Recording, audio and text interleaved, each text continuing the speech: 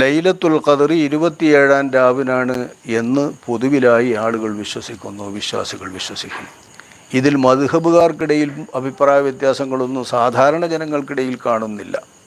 ഇമാമിയങ്ങൾക്കിടയിലൊക്കെ അഭിപ്രായ വ്യത്യാസങ്ങളൊക്കെ ഉണ്ടെങ്കിലും സാധാരണ ജനങ്ങൾക്കിടയിൽ മദ്ഹബുകളെ അവലംബിച്ചുകൊണ്ട് ജീവിക്കുന്ന വിശ്വാസി സമൂഹത്തിനിടയിൽ 27-ാം രാവാണ് ലൈലത്തുൽ ഖദർ എന്ന കാര്യത്തിൽ ഹനഫികളും ഷാഫികളും മാലിക്കുകളും ഹംബലികളുമായ ലോകത്തെ മുസ്ലിമീങ്ങളെല്ലാവരും ഏതാണ്ട് ഒരുപോലെ ആശ്വാസവും പ്രതീക്ഷയും കണ്ടെത്തിക്കൊണ്ടിരിക്കും. കേവലം എല്ലാവരും കൂടി അങ്ങനെ വിശ്വസിച്ച് വന്ന അന്ധമായ ഒരു വിശ്വാസമല്ല അത്.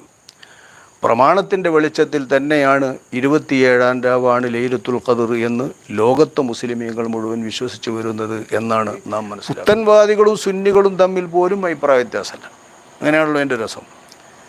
സാധാരണ എന്ത് വിഷയത്തിലും പരമ്പരാഗതമായി മുസ്ലിമീങ്ങൾ വിശ്വസിച്ച് അംഗീകരിച്ച് വരുന്നതാണെങ്കിൽ അതിലൊന്ന് കൊത്തും പുത്തൻവാദികൾ. അതിലൊരു അഭിപ്രായ വ്യത്യാസം അവരുണ്ടാക്കും. ആ ഒരു വിശ്വാസം ശരിയല്ല, ആ ഒരു ലൈന് ശരിയല്ല എന്ന് പറയാൻ. ഇതവരുടെ സ്വഭാവമാണ്.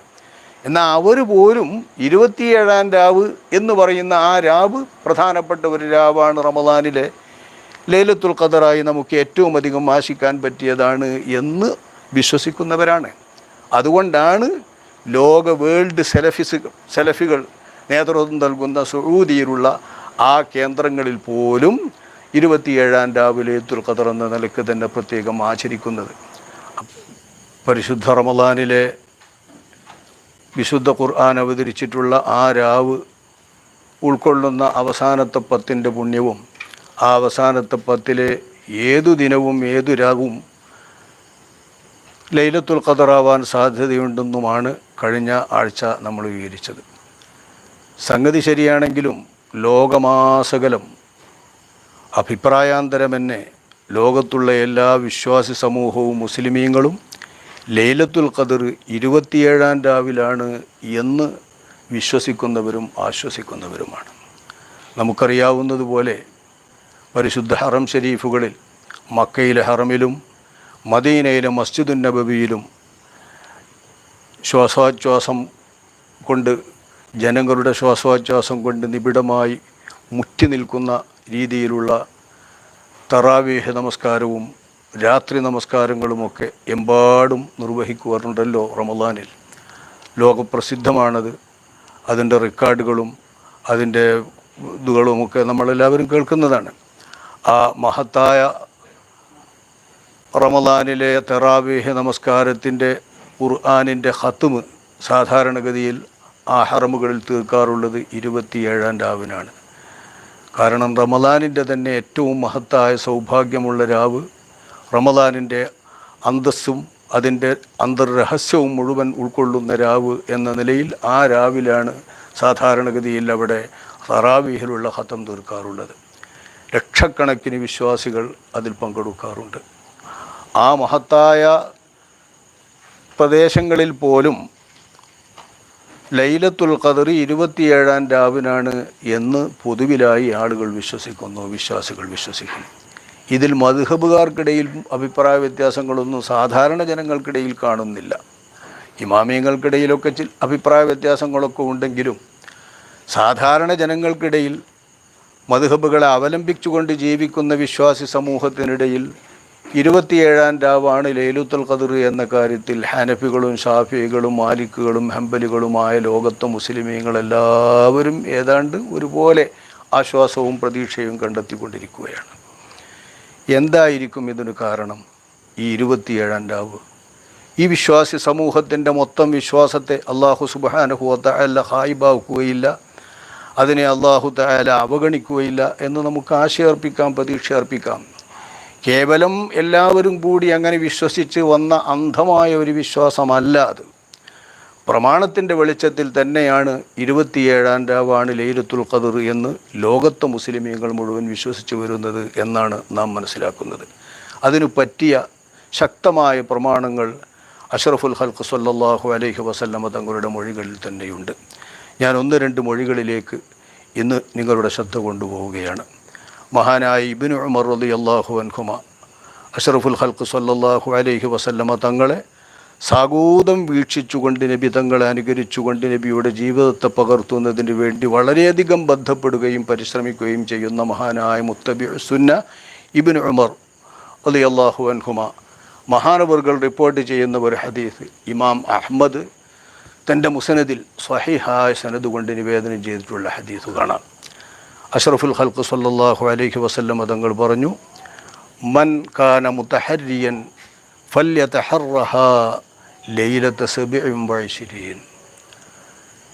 മൻ കാന മുതഹരിയൻ, ലൈലത്തുൽ ഖദറിനെ ശുഷ്കാന്തിയോടുകൂടെ നോക്കിപ്പാർത്ത് പ്രതീക്ഷിച്ച് അത് ലഭിച്ചേ തീരൂ എന്ന ശ്രദ്ധയോടുകൂടെ സൂക്ഷ്മതയോടുകൂടെ ഒരാൾ അതിനെ വീക്ഷിച്ചിരിക്കുന്നുവെങ്കിൽ ഫല്യതഹറഹ യഅനി ലൈലത്തുൽ ഖദർ, ആ ലൈലത്തുൽ ഖദർ എന്ന ആ രാത്രിയെ അവൻ പരിഗണിക്കുകയും അവൻ ശുഷ്കാന്തിയോടുകൂടെ ശ്രദ്ധിക്കുകയും ചെയ്യേണ്ടത് ലൈലത 27 27 രാത്രിയാകുന്നു എന്ന്. റമളാൻ 27 രാത്രിയിലാകുന്നു അതിനെ ശ്രദ്ധിക്കേണ്ടതും സൂക്ഷിക്കേണ്ടതും എന്ന് അഷ്റഫുൽ ഖൽഖ് സല്ലല്ലാഹു അലൈഹി വസല്ലം തങ്ങൾ പറയുന്നു.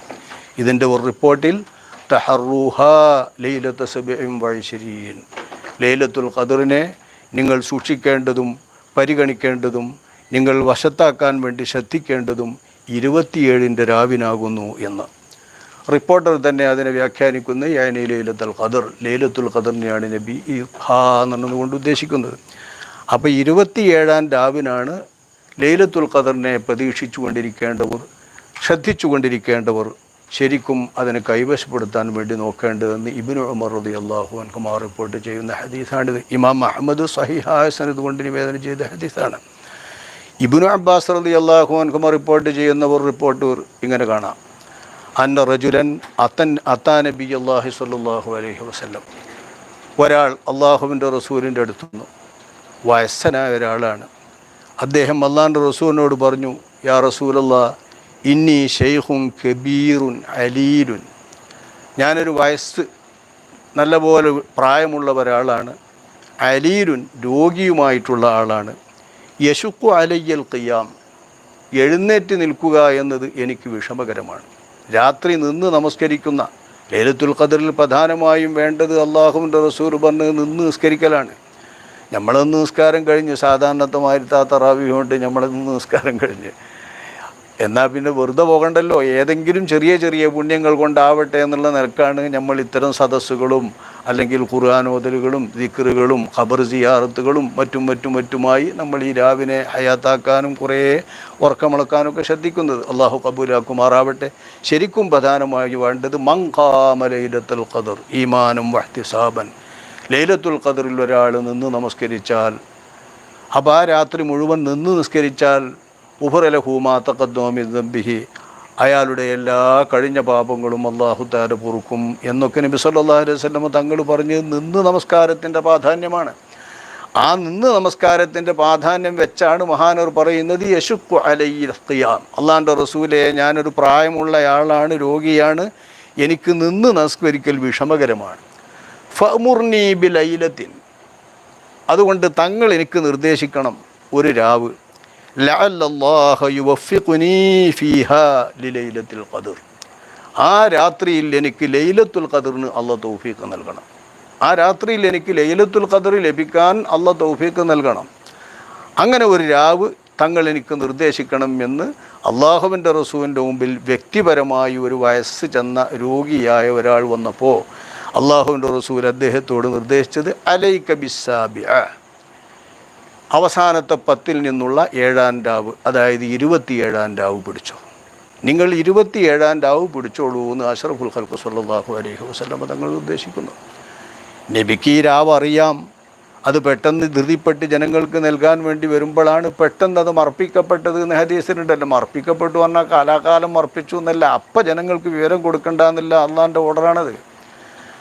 ആ ഓർഡർ പ്രകാരമുള്ള മർപ്പിക്കൽ അള്ളാഹുവിൻ്റെ റസൂലിന് വരുന്ന റസൂലുള്ളാഹിക്ക് ആ രാവൊക്കെ അറിയാം.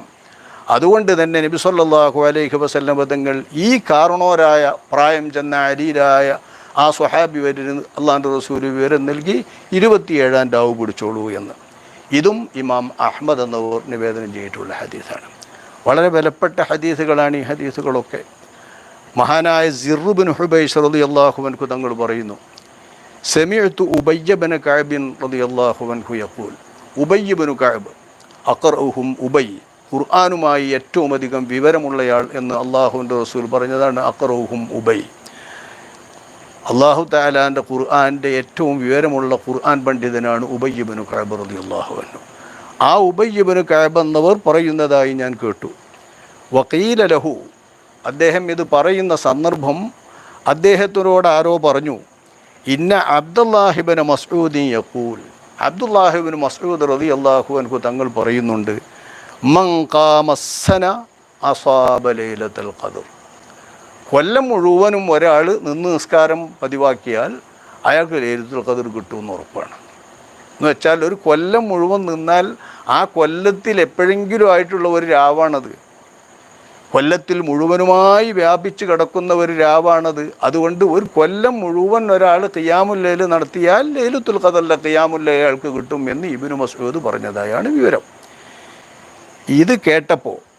ഇത് കേട്ട സന്ദർഭത്തിലാണ് ഉബയ്യ് ഇബ്നു കഅബ് റളിയല്ലാഹു അൻഹു തങ്ങൾ പറയുന്നത്, ഫഖാല ഉബയ്യുൻ വല്ലാഹില്ലദീ ലാ ഇലാഹ ഇല്ലാ ഹുവ, അവനല്ലാതെ ഇലാഹില്ല, അങ്ങനെയുള്ള അള്ളാഹുവിനെയാണ്, ഇന്നഹാ ലഫീ റമളാൻ, കൊല്ലത്തിൽ ആകെ വ്യാപകമായി കിടക്കുന്ന ഒന്നല്ല ലൈലത്തുൽ ഖദ്ർ, അത് റമളാൻ മാസത്തിലാണ് നിശ്ചയം.